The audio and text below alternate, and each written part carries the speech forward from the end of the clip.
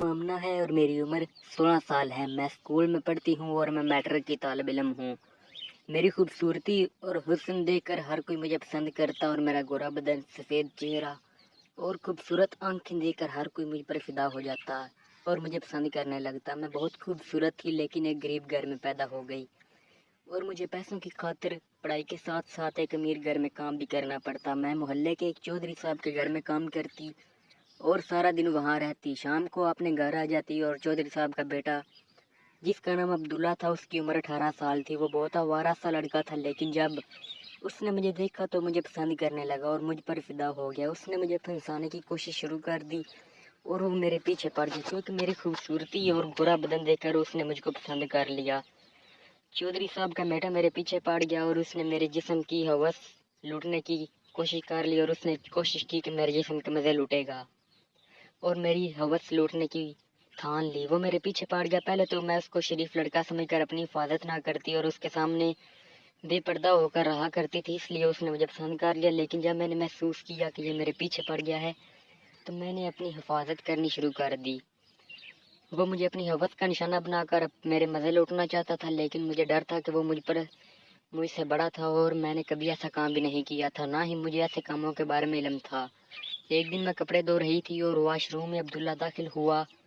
घर में सिर्फ अब्दुल्ला की अम्मी थी और बाकी सब घर वाले घर पर मौजूद न थे। उसकी अम्मी भी टीवी देख रही थी और मैं घर पे अकेले काम कर रही थी। अब्दुल्ला को समझ आ गया कि ये मौका बहुत अच्छा है। उसने मौके का फ़ायदा उठाते हुए मुझको बुला लिया और मेरे मज़े लुटने की ठान ली। उसने मौके का फ़ायदा उठाते हुए मेरे पास आना चाहा और मेरे पास आ गया।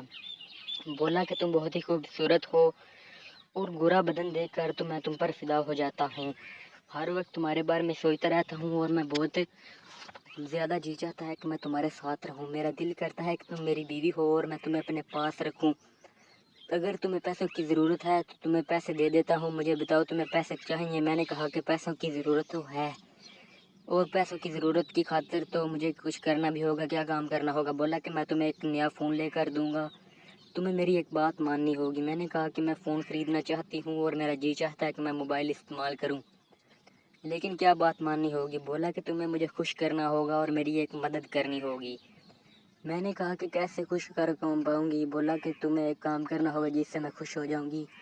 मुझे उसकी बात समझ आ रही थी और पैसों का लालच भी देखकर मेरा जी चाह रहा था कि मैं उसकी बात मान जाऊँ। बोला जिस तरह शादी के बाद एक मियाँ और बीवी आपस में रहते हैं, इस तरह हमें भी साथ रहना होगा। तुम्हें इसी तरह बीवी की तरह मेरी खिदमत करनी होगी और मुझे खुश करना होगा और मैं मियाँ की तरह तुम्हारे साथ बर्ताव करूँगा, तुमसे मोहब्बत भी करूँगा और तुम्हारा फ़ायदा भी उठाऊँगा, तुमसे मज़े भी हासिल करूँगा और तुम्हें इस बात का राज रखना होगा, किसी और को नहीं बताना होगा। मैंने कहा कोई अगर किसी को पता चल गया तो? बोला क्या कुछ नहीं होगा, तुम्हें एहतियात करनी होगी, मैं तुम्हारा इस्तेमाल करूँगा तो मैं कुछ भी नहीं होगा।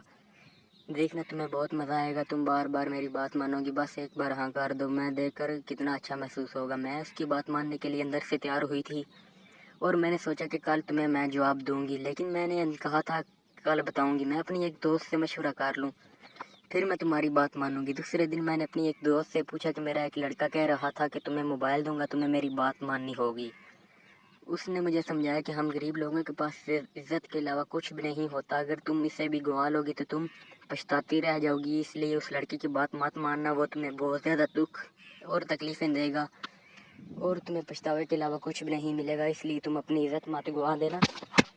मेरी दोस्त बहुत समझदार थी, इसलिए उसने मुझे कहा कि तुम्हारे पास इज़्ज़त के अलावा कुछ भी नहीं है, इसलिए तुम अपनी इज़्ज़त की हिफाजत करो, ऐसे करने से दूर रहो वरना पछताना पड़ेगा। मैं उसकी बातों को समझ गई और मुझे अपनी इज़्ज़त की परवाह हुई और मैंने अपनी इज़्ज़त की हिफाजत की और खुद को बचाया। हमें अच्छे काम करने चाहिए और मेहनत करनी चाहिए।